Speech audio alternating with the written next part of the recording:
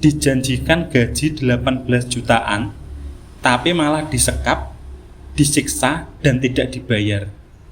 Yuk simak video ini sampai akhir.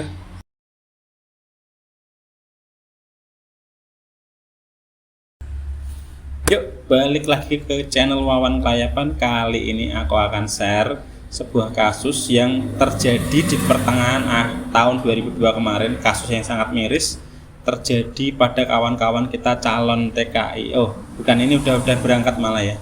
Jadi kawan-kawan TKI kita yang kena tipu ke Kamboja. Bagi teman-teman yang belum subscribe, silahkan subscribe dulu ya. Bagi teman-teman yang sudah subscribe, mohon di-share ke teman-teman lain yang membutuhkan. Jadi pada kesempatan kali ini aku akan share modus penipuan yang terjadi di Kamboja ini. Modusnya itu dia posting di media sosial untuk iklannya, di tawaran kerjanya diposting di medsos, terus dijanjikan sebagai operator dan customer service ya di Kamboja. Terus dikirim oleh perekrutnya ke sana, nanti di sana dipaksa bekerja sebagai penipu atau sebagai scammer ya. Ini ada 2 orang yang share ceritanya pas di sana, pas kejadiannya bagaimana di sana. Yuk, lanjut kita bahas dua orang ini pengalamannya pas di sana bagaimana, akan saya bahas satu persatu ya. Untuk teman kita yang pertama yang mau share ceritanya ini namanya Randy ya, ini bukan nama sebenarnya. Ya, ini kronologinya, dia lihat iklan di medsos sebagai customer service ya di suatu perusahaan di Kamboja. Dia berminat dan dia lanjut chat ke yang posting ya, yang pemberi kerja, yang iklan, posting iklannya itu, calonnya itu. Dia coba menghubungi, terus diwawancara. Ya sebenarnya Randy ini agak ragu awalnya karena pas dijanjiin itu nggak ada kontrak kerja, jadi cuma pakai, mungkin berangkatnya pakai visa turis, jadi cuma pakai paspor berangkat. Dijanjiin nanti kalau di sana itu akan dikasih visa kerja atau dikasih permit, work permit ya. Jadi si penipu ini meyakinkan Randy kalau nanti sudah sampai di sana akan dikasih work permit atau visa kerja. Akhirnya karena Randy percaya kalau nanti di sana dikasih visa kerja, akhirnya dia berangkat, dibelikan tiket dan semua ditanggung sama penipu ya. Jadi dia berangkat cuma modal paspor aja, jadi semua akomodasi dan transport ditanggung oleh penipu. Jadi dia berangkat ke sana, sampai di sana baru Randy mengetahui bahwa yang calonnya itu bukan perekrut dari perusahaan itu, tapi hanya sekedar calo. Dan dia mendapat komisi $2.000 atau sekitar 30 jutaan setiap satu orang korban yang berhasil dimasukkan ke perusahaan itu. Jadi calonnya itu dapat komisinya satu orangnya 30 jutaan ya. Selanjutnya Randy dibawa ke tempat kerjanya yang berada di Sihanoukville. Saya nggak paham ini pengucapannya bagaimana ya. Mungkin Sihanoukville mungkin benar ya. Yaitu di sana dia ingatnya ada gedung-gedung banyak seperti apartemen gitu ya.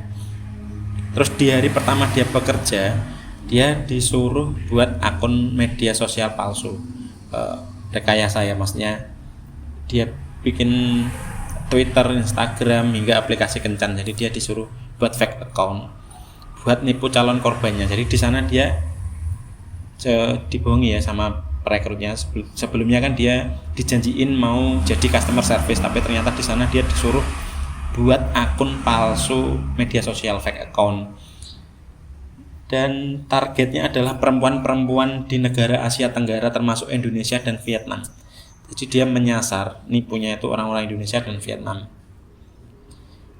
Satu tim itu terdiri dari 6 sampai 7 orang dan ditarget per bulan itu $35.000 atau sekitar 500 jutaan ya. Jadi ini kerjanya under target, jadi nggak bisa kita seenaknya saja.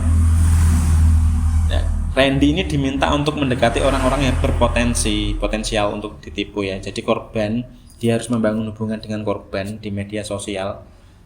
Bahkan kayak seperti pacaran juga nggak masalah, nanti dibiayai semua oleh perusahaan. Jadi difasilitasi, mau kirim bunga, mau kirim apapun ke korban akan difasilitasi oleh perusahaan. Dan selanjutnya kalau korban sudah terjerat dengan iming-iming orang yang di sana tadi ya Randy ya. Jadi kalau dia mau berinvestasi, mau apapun pokoknya kalau dia sudah store uang, sudah masuk ke uangnya ke perusahaan, akan menghilang, akunnya akan dihapus, akan menghilang tiba-tiba. Jadi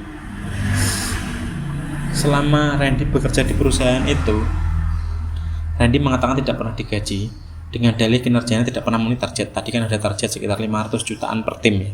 Jadi kalau tidak memenuhi target itu tidak digaji.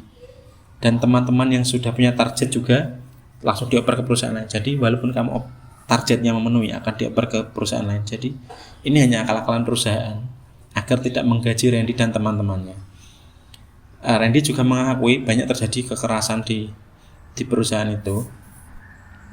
Jadi ada beberapa teman sekerja Randy ya yang meninggal karena disiksa di sana. Ini menurut pengakuan Randy ya.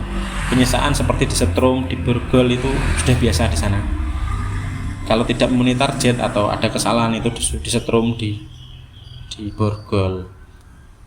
Ya, situasi seperti itu juga yang membuat Randy akhirnya berpikir untuk keluar dari perusahaan itu. Namun kalau dia keluar dari perusahaan itu atau dia kena penalti ya, itu penaltinya sebesar $11.000 atau sekitar 165 jutaan kepada jadi dia harus bayar kalau dia keluar. Jadi dia mungkin takut ya. Ini Randy berhasil kabur dan dia langsung mencari angkutan umum untuk pergi ke ibu kota Phnom Penh dan datang ke KBRI pada 2 Agustus 2022. Jadi setelah di sana dia diperlakukan seperti itu, akhirnya dia memutuskan untuk berani kabur dari sana ke Phnom Penh, langsung lapor ke KBRI ya. Randy lanjut ke korban kedua yang bernama Dian, 22 tahun. Ini dia juga modusnya sama ya seperti yang tadi, tapi ini bedanya itu dia pakai biaya sendiri. Jadi kalau yang tadi pertama kan dibiayai oleh calonnya, ini pakai biaya sendiri tapi biayanya juga murah. Ini Dian itu di sana selama 18 hari. Jadi selama 18 hari dia juga nggak digaji dan targetnya itu 150 juta per bulan. Sama ya, kalau tadi kan targetnya 500 jutaan untuk satu tim, ini untuk Dian ini targetnya 150 juta dalam satu bulan. Jika tidak memenuhi target, dia harus push up 100 kali dan lari putar lapangan 10 kali. Serta ada sanksi pemotongan gaji sebanyak $400 karena tekanan yang begitu besar ya. Dian tak betah dan pekerjaan ini tidak sesuai di awal, bahkan sempat menerima ancaman. Dian memutuskan kabur bersama rombongan korban lainnya yang menurutnya sempat disekap. Beruntung karena dia bisa keluar dari penyekapan ya. Ini ya, dia setelah bisa pulang dari Kamboja dia balik ke Lamongan dan harus menanggung hutang sebesar 13 juta karena buat hutang tadi ya untuk berangkat.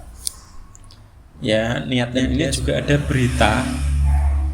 Nah, ini bahwa pada Sabtu 30 Juli ya tahun lalu itu ada 62 WNI yang diselamatkan dari penyekapan. Jadi kasusnya sama seperti dua korban tadi ya. Terus pada 2021 ada 119 WNI korban penipuan penempatan kerja serupa. Jadi mohon untuk kawan-kawan berhati-hati dalam memilih lowongan kerja ya. Ini tiap tahun ada, tahun 2001 ada, tahun 2002 juga ada. Ya, ini pada 2002 kasus serupa juga semakin meningkat hingga Juli 2002 tercatat 291 WNI menjadi korban. 133 berhasil dipulangkan. Jadi ini sungguh miris ya. Melihat mungkin karena kurangnya informasi yang teman-teman TKI yang terjebak ini karena minim informasi, harusnya mereka cross check perusahaan itu penempatannya bagaimana. Tapi mungkin karena memang iming-iming yang menggiurkan biasanya terjebak ke penipuan seperti ini. Ya, tidak bosan-bosan ya, saya selalu ingatkan sama teman-teman untuk berhati-hati dengan tawaran yang mencurigakan, bisa dilihat di konten aku yang sebelumnya tentang ciri-ciri lowongan kerja palsu ya. Seperti kasus kali ini yang ditawari gaji tinggi, tidak ada PT yang jelas, biaya pemberangkatan cenderung murah atau gratis, dan tidak lewat PT resmi yang ada di Indonesia, hanya lewat calo. Oke, cukup sekian kali ini video dari aku. Semoga video ini bermanfaat. Dan jika video ini bermanfaat, mohon di-share ke teman-teman yang lain agar lebih waspada dan lebih berhati-hati dalam memilih lowongan pekerjaan ke luar negeri. Terima kasih.